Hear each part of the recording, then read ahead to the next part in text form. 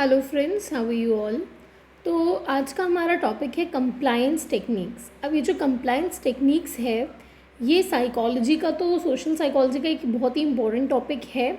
Net में भी questions आते हैं, मास्टर्स बैचलर्स में भी आते हैं, but day to day life से इस तरह से कनेक्टेड है कि कंप्लायंस का मतलब हुआ डायरेक्ट रिक्वेस्ट। ठीक है, साइकोलॉजी का मीनिंग बता रही हूँ मैं आपको। डायरेक्ट रिक्वेस्ट से हम इसको डिफ़ाइन कर सकते हैं कि आपने किसी से कोई रिक्वेस्ट की और वो बात मानेगा नहीं मानेगा, तो वो सारी चीज़ें जो हैं हमारी डे टू डे लाइफ में होती रहती हैं। तो कंप्लायंस में हम ये मानते हैं कि हमने किसी से डायरेक्ट रिक्वेस्ट करी, अब वो हमारी बात मानेगा। तो अब हम उसकी टेक्निक्स देखने वाले हैं कि कैसे हम दूसरों से अपनी बातें मनवा सकते हैं। और इन्हें कई बार सेल्समैन टेक्निक भी बोली जाती है, क्योंकि जब आप कहीं, अगर आप खुद एक सेल्समैन हैं तो आप यूज़ करते होंगे, बस टर्मिनोलॉजीज़ आपको आज पता पड़ेंगी। और अगर आप एक कस्टमर है तो आपने देखा होगा कि सेल्समैन अक्सर ये चीज़ें आप पे अपनाते हैं। तो देखते हैं क्या है compliance techniques. So the first one is ingratiation. Ingratiation का मतलब होता है, जो हम बोलते हैं ना दोस्ती, फ्रेंडशिप, वो वाली चीज़ की। अगर मान लीजिए आप एक शॉप पे गए और वो शॉप आपकी किसी नोन की है, तो ऐसे में ज़्यादा चांसेस होते हैं कि आप उनकी बात मानोगे। होता है ना कि यार दोस्त है, अब लेना ही पड़ेगा सामान अगर गए हैं तो। या फिर अगर आप खुद एक सेल्समैन है तो आप भी अपनी दोस्ती यारी का फ़ायदा उठाते हैं, बोलते हैं अरे भाई तू तो मेरा दोस्त है, चल मैं तुझे इतने कम कर रहा हूँ। अब भले ही आपने कम किया हो नहीं किया हो प्राइस में, पर वो ले लेगा। तो इनग्रेटिएशन का मतलब होता है फ्रेंडशिप, जान पहचान निकालना, दोस्ती निकालना, दोस्त की बात आप मानेंगे। या फिर अगर हम हेल्प के वे में देखें तो ऑब्वियसली एक अननोन पर्सन की हेल्प आप करेंगे या एक नोन की करेंगे, तो ऑब्वियसली आप नोन की हेल्प पहले करेंगे, अननोन की हेल्प हो सकता है ना करें। तो first is ingratiation. Next comes reciprocity. अब रेसिप्रोसिटी नाम से पता पड़ रहा है, मान लीजिए कि उसने पहले कभी आपके लिए कोई काम किया है तो अब बदले में अब आप कर रहे हैं। वो होता है ना अदला बदला करना, कि भाई उसने पहले हमारे लिए कुछ किया तो अब हम भी उसका वो कर्ज चुका रहे हैं, या उसने किया आई ओ हिम वन, तो वो जो ओ वाली बात होती है, टू ओ इट।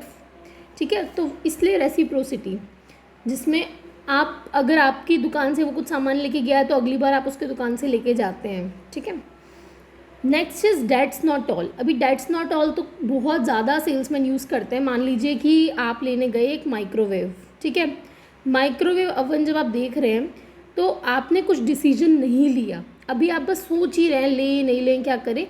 तो ऐसे में सेल्समैन क्या करता है, वो बोलता है कि माइक्रोवेव के साथ it is not all, okay that's not all, आपको इसके साथ में एक फ्री डिनर सेट भी मिल रहा है। ठीक है, अब आपका थोड़ा सा मन करेगा हाँ चलो ले लेते हैं, पर अगर आप अभी भी थोड़ी कश्मकश में हैं तो वो कुछ और ऑफर ऐड कर देगा, वो बोल देगा चलिए आपको साथ में 5% डिस्काउंट भी दे दिया। तो ये होता है डेट्स नॉट ऑल, मतलब केवल इतना ही नहीं है, इसके साथ आपको ये भी मिल रहा है और इसके साथ आपको ये भी मिल रहा है। तो ऐसे करके वो हमें लुभाते हैं। तो this is that's not all. Next is deadline. Deadline हमें पता है, ये नापतोल वगैरह के जो ऐड आते हैं टीवी पे, ऐसे शो करते हैं बस आखिरी 1 घंटा बचा है, 15 मिनट बचे हैं, इसके बाद ये ऑफ़र चला जाएगा वगैरह वगैरह। तो डेडलाइन में क्या होता है, हमें ये लोग बताते हैं कि हाँ भाई लास्ट का इतना सा टाइम बचा है, टाइम बहुत लिमिटेड है। तो लिमिटेड टाइम होने की वजह से आपको वो चीज़, उस वक्त आपके ऊपर एक प्रेशर आ जाता है कि हाँ हमें ये लेना ही पड़ेगा, नहीं तो ये दोबारा मिलेगा नहीं, महंगा हो जाएगा, और हम ले लेते हैं। तो deadline technique. Then foot in the door. अब ये फुट इन द डोर क्या है, फुट इन द डोर में क्या होता है, आप पहले एक छोटी रिक्वेस्ट करते हैं। ठीक है, एक छोटी सी रिक्वेस्ट आपने करी, जब वो छोटी सी रिक्वेस्ट आपकी मान ली जाती है तो फिर आप बड़ी रिक्वेस्ट करते हैं। ठीक है, जैसे मान लीजिए एक बच्चा है, ठीक है, उसने पहले आपसे टॉफ़ी मांगी, मान लीजिए आपने उसको टॉफ़ी दे दी, अब वो आपसे कुछ बड़ा मांगेगा, मान लीजिए वो चॉकलेट मांगेगा, चॉकलेट के बाद अब हो सकता है कि वो पूरा आपसे एक सेलिब्रेशंस का डिब्बा मांग ले। तो ये होता है, छोटी रिक्वेस्ट से आप धीरे धीरे बड़ी रिक्वेस्ट तक आ जाते हैं। Foot in the door. Foot in the door में आपने पहले स्मॉल रिक्वेस्ट करी, फिर आप लार्ज रिक्वेस्ट पे आ जाते हैं, तो that is foot in the door.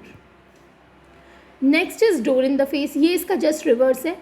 Door in the face में क्या होता है, आपने पहले डायरेक्टली एक बड़ी रिक्वेस्ट कर ली, आपको पता है वो नहीं मानेंगे। ठीक है, जैसे मान लीजिए बच्चे ने बोला भाई मुझे कार दिला दो, तो ऑब्वियसली घर वाले कार नहीं दिलाएंगे, तो वो बोलेगा चलो ठीक है कार नहीं दिला सकते तो कम से कम मुझे एक साइकिल दिला दो। ठीक है, तो घर वाले बोलेंगे चलो ठीक है अब इतनी बड़ी चीज़ नहीं मांग रहा, अब छोटी सी चीज़ मांग रहा है तो दिला देते हैं। अब एक्चुअल में उसे क्या चाहिए था, एक्चुअल में उसे साइकिल ही चाहिए थी, लेकिन डायरेक्ट मांगता तो शायद मना कर देते, इसलिए उसने पहले बड़ी रिक्वेस्ट करी। बड़ी रिक्वेस्ट जब कैंसिल हो गई, डोर इन द फेस मतलब एक तरीके से मुंह पे दरवाज़ा बंद करना, आपने मना कर दिया साफ साफ। तो जब साफ साफ कोई चीज़ मना हो गई तो उसके बाद आपने छोटी रिक्वेस्ट की, और वो छोटी रिक्वेस्ट फिर एक्सेप्ट कर ली जाती है, और वो छोटी रिक्वेस्ट ही आपकी एक्चुअल नीड थी, एक्चुअल जो आपकी रिक्वेस्ट थी वो यही थी, that is door in the face. Then low ball technique. Low ball technique में क्या होता है कि आपने मान लीजिए कि एक डील करी फिक्स, ठीक है, जैसे मान लीजिए वही माइक्रोवेव वाला एग्जांपल लेते हैं, माइक्रोवेव के साथ डिनर सेट और डिनर सेट के साथ 5% डिस्काउंट भी, ये हमारी डील तय हो गई, आपने डन कर दिया, आपने बोला चलो ठीक है भाई बिल बनवाओ, फाइनल हो गया। अब जब एक बार आपने कमिटमेंट दे दी कि हाँ हम ले रहे हैं, अब वो क्या करेंगे, लो बॉल। लो बॉल मतलब अब वो थोड़ा सा बोलेंगे अरे सर सॉरी मैंने गलत देख लिया, वो ऑफ़र जो है डिनर सेट का वो माइक्रोवेव पे नहीं, वो तो फ्रिज पे था, तो आपको डिनर सेट नहीं मिल पाएगा, पर हाँ चलो 5% डिस्काउंट आप ले लो।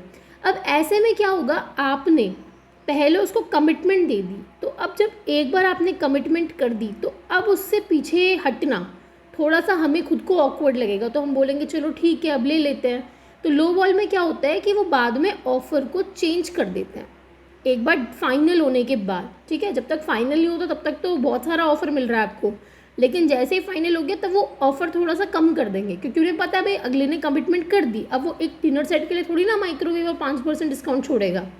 That is low ball technique. इसके अलावा एक टेक्निक और होती है, वो होती है डेडलाइन टेक्निक से ही रिलेटेड होती है मुझे, हाँ, स्कार्सिटी। स्कार्सिटी में क्या होता है, आपको ऐसे शो किया जाता है कि ये जो चीज़ है ये बहुत लिमिटेड है, ठीक है, रिसोर्सेज जो हैं बहुत लिमिटेड है, कि भाई आखिरी 5 पीस बचे हैं। अब ऐसे में वो टाइम का नाम नहीं लेंगे, बोलेंगे बस 5 पीस बचे हैं, आप देख लो कभी भी ख़त्म हो सकते हैं। तो जब आपको लगता है कि हाँ भाई ये चीज़ लिमिटेड है तो आप ले लेते हो। अब जैसे लॉकडाउन के टाइम पे क्या हुआ था, लोगों ने यही किया था, चीज़ें बहुत ज़्यादा घर में होर्डिंग करके रख ली थी, तो that is because of scarcity. उन्हें लगा भाई बाद में चीज़ें ख़त्म हो जाएंगी, स्कार्स हो जाएंगी, तो इसलिए पहले से ही भर के रख लो। तो ये सारी हमारी कंप्लाइंस की टेक्निक्स हैं, ठीक है। साइकोलॉजी में, सोशल साइकोलॉजी में तो आपने पढ़ी ही होंगी, और बाकी डे टू डे लाइफ में रिलेटेड है ही, आपने देख ही लिया। तो आई होप आपको वीडियो अच्छा लगा होगा। Bye bye, take care.